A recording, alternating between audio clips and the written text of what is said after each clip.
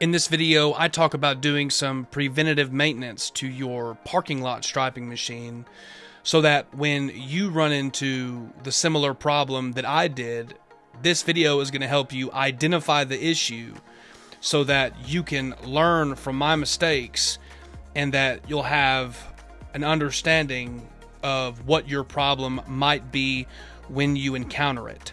The other night, I was doing a Little Caesars parking lot. It wasn't a big parking lot. It was like 10 lines, one ADA access aisle, and then an ADA symbol. It would have only taken about 20 or 30 minutes. That's with setting up the machine. So it wasn't a difficult job at all. But whenever I set up the machine in the very beginning, everything was going great. But as I started striping the lines, I noticed that the machine was not striping it at about 4 inches wide. My spray pattern on my line kept getting thinner and thinner. Eventually, I got a paint clog in what I thought was my spray tip. Now, when I went to try to do some troubleshooting, I could not figure out what was wrong. That's because in the beginning, it was not the spray tip that was the problem. So I had to pick the machine up, take it back to the house, do some troubleshooting. Got a brand new spray tip, got a brand new tip guard, new orifice, screwed it on there. I thought everything was going to be great. Night 2 of this very simple job. Went out, I'm setting the machine up. No big deal. Testing the line width. Everything's going fine. The machine's spraying fine. But then I go to spray again the second night. I kept encountering the same exact problem. It did not matter how high I turned the pressure up or how high I raised the arm to adjust the line width on the gun.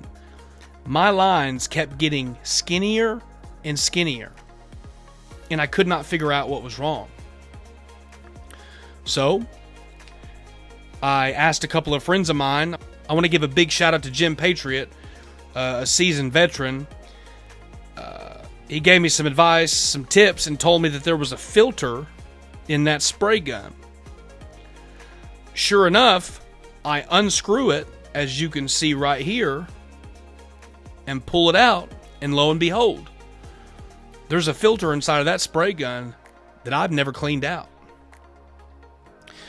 So I was very relieved that it wasn't a problem with the pump. With that being said, what I did was unscrew it, took out that filter. As you can see, it's very dirty. Then I got a bottle of lacquer thinner. Then I soaked that filter inside of that gun handle.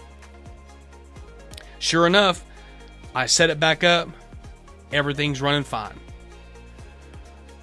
So if you're running into a similar problem with your parking lot striping machine, specifically your Titan 3500, if you're turning the pressure up and you're raising the arm to try to adjust the line width, but you're getting the same exact line, and matter of fact, it's getting thinner and thinner, the chances are that your filter in that RX-80 spray gun needs to be changed or cleaned.